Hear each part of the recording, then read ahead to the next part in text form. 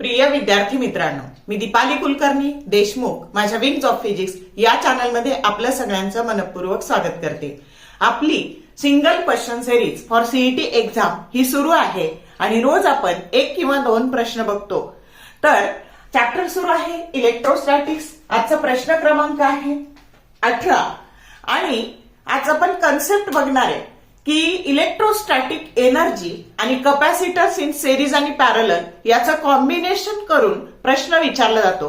हा प्रश्न 2018 साली विचारलाय, 2022 साली विचारलाय, 23 ला विचारलाय, 24 ला विचारलाय, 25 ला विचारलाय।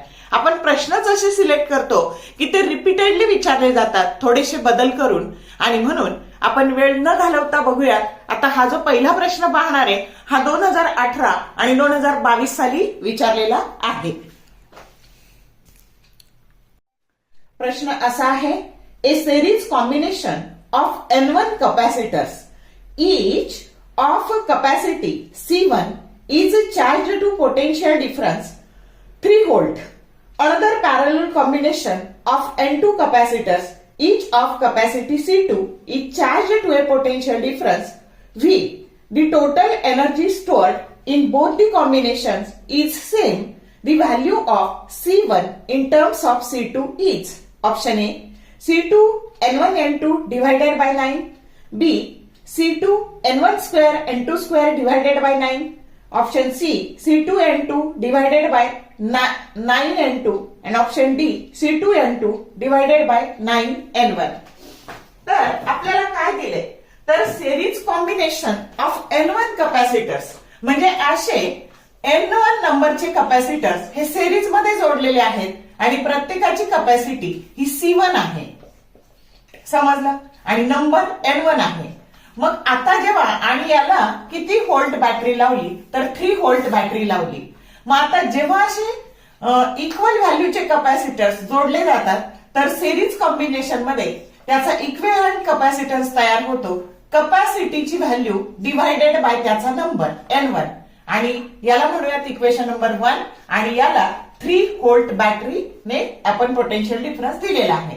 आता नंतर काय सांगितलं, तर पॅरलल कॉम्बिनेशन मध्ये कॅपॅसिटर जोडलेले आहे ज्याची व्हॅल्यू आता बघा 1, 2, 3 असे जे नंबर आहे, तर तो प्रत्येकाची व्हॅल्यू N2 नंबर आहे त्याचा, आणि व्हॅल्यू C2 दिलेली आहे, प्रत्येकाची व्हॅल्यू C2 दिलेली आहे। मग जेव्हा आता नंबर N2 आहे, मग याची इक्विव्हॅलंट कॅपॅसिटी कोणत्या फॉर्म्युल्याने येणार, तर पॅरलल मध्ये जो काही तुमचा कॅपॅसिटी आहे त्याला कशाने गुणतात, तर नंबरने गुणतात। याला म्हणूयात इक्वेशन नंबर 2, आणि याला V व्होल्टने काय केलेलं आहे, तर याच्या across V volt potential difference लावलेला आहे। आलं लक्षात। मग आता दोन्हीचीही एनर्जी सेम आहे। एनर्जीचा formula U that is equal to half CV square असा एनर्जीचा फॉर्म्युला असतो जेव्हा कॅपॅसिटी आणि पोटेन्शियल डिफरन्स दिलेला असतो तेव्हा। आता ह्यातली एनर्जी, ह्या वेळची एनर्जी ती काय असेल, तर हा कॅपॅसिटी कशी आहे, तर ती CS आहे, CS, आणि V स्क्वेअर, तर V किती आहे, तर 3V आहे, त्याचा square 3V square that is equal to, आता हा या केसमध्ये काय आहे, तर हा कॅपॅसिटी आहे CP आणि पोटेन्शियल डिफरन्स V आहे त्याचा स्क्वेअर। आता आपण CS आणि CP ची व्हॅल्यू टाकून देऊ, दोन्हीची एनर्जी सेम आहे, फॉर्म्युल्यात आपण किमती टाकल्या। आता इथं काय झालं, तर हाफ ऑफ दोन्ही साइडचं निघून गेला। CS ची व्हॅल्यू टाकली आपण C1 N1, आता हे झाले गुणिले 9V square that is equal to, हे हाफ कॅन्सल झाले। CP ची व्हॅल्यू टाकली आपण C2 N2 आणि V चा स्क्वेअर, आता हे V स्क्वेअर गेले। C1 ची व्हॅल्यू विचारली आहे, C1 बरोबर आता हे C2 N1 N2 divided by 9, की जो करेक्ट ऑप्शन काय आहे, A आहे। समजलं कसं सोडवलं। आता पुढचा प्रश्न आपण याच आर्टिकल वरचा 2023 ला पण याच्यावर विचारला गेलाय, कसा तो आपण पाहणार आहे। तत्पूर्वी हे कळलं का तुम्हाला काय काय केलं, तर तुम्हाला C1 कॅपॅसिटी दिली आहे, ती सिरीज मध्ये जोडली आहे, आणि नंबर ऑफ कॅपॅसिटर त्याला N1 म्हणलंय। आता N1 ही संख्या आहे काहीतरी, आणि याच्या अक्रॉस पोटेन्शियल डिफरन्स 3 व्होल्ट आहे। मग त्याच आपण सिरीज कॉम्बिनेशन चा इक्विव्हॅलंट कॅपॅसिटन्स कसा काढतो, तर कॅपॅसिटीची value divided by number of capacitor. मग तसाच आता C2 कॅपॅसिटी आहे, व्हॅल्यू किती माहित नाही, तर ते नंबर N2 आहे, त्याला पॅरलल मध्ये जोडलं. मग ज्यावेळेस कॅपॅसिटी इक्वल असते आणि त्याला पॅरलल मध्ये जोडतात, तर त्यावेळेस त्या कॅपॅसिटीच्या व्हॅल्यूला नंबरने गुणतात, म्हणजे C2 आणि N2 झालं. याच्या अक्रॉस पोटेन्शियल डिफरन्स V आहे.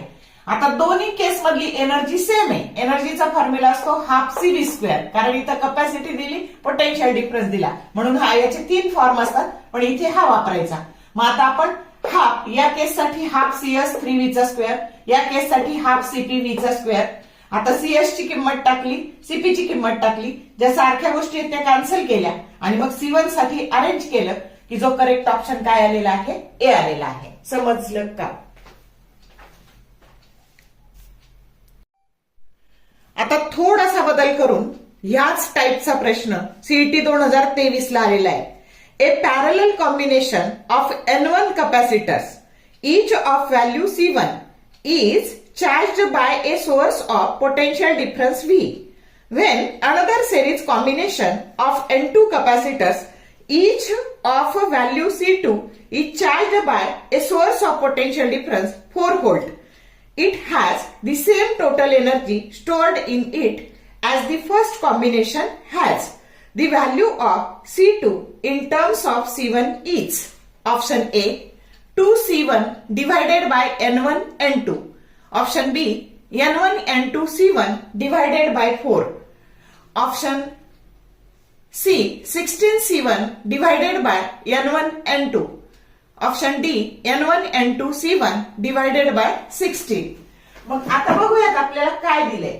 तर आता या केसमध्ये C1 ही कॅपॅसिटी दिली आहे, तर अशी C1 ही कॅपॅसिटी आहे, पण ती कशी जोडली, तर नंबर दिलेला आहे C1 कॅपॅसिटी, नंबर N1, आणि ती कशी जोडली, पॅरलल मध्ये जोडली. मग आता CP बरोबर दोन्हीचा सरळ काय करायचा, गुणाकार करायचा, C1 N1, आणि याच्या अक्रॉस किती पोटेन्शियल डिफरन्स लावला, तर V इतका पोटेन्शियल डिफरन्स लावला.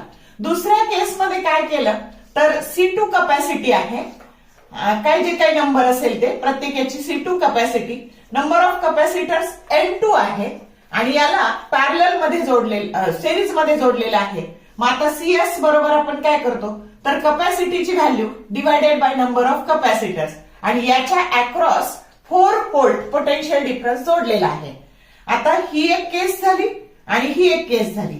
आता परत एनर्जीचा formula U that is equal to half CV², आणि दोन्हीची एनर्जी सेम आहे. आता या केसची एनर्जी हाफ, त्याच्यानंतर C म्हणजे CP आणि V चा स्क्वेअर, पोटेन्शियल डिफरन्स V आहे.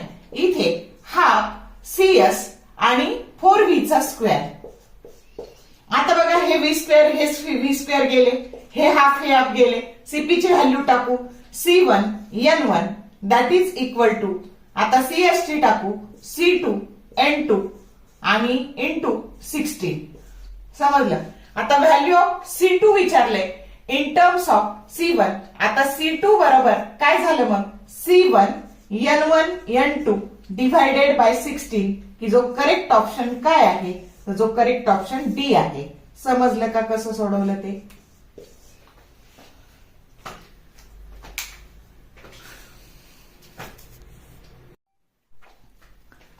तर बघा, आजच्या या भागामध्ये आपण कॅपॅसिटर्स इन सिरीज आणि कॅपॅसिटर्स इन पॅरलल हे 2 फॉर्म्युले वापरले, आणि एनर्जी स्टोअर्ड इन कॅपॅसिटर, आणि मग capacity in terms of C1 किंवा इन टर्म्स ऑफ C2 विचारलं तर कसं सोडवायचं हे तुमच्या लक्षात आलं असेल. तर हा टाईप महत्वाचा आहे. आपण प्रश्नच असे सिलेक्ट करतो की जे रिपीटेडली आस्क्ड आहेत, आणि हे प्रॅक्टिसने येणारी गोष्ट आहे. तर जर व्हिडिओ आवडला, लाईक करा, शेअर करा, कमेंट करा. All the best for your study, and thank you for watching this whole video.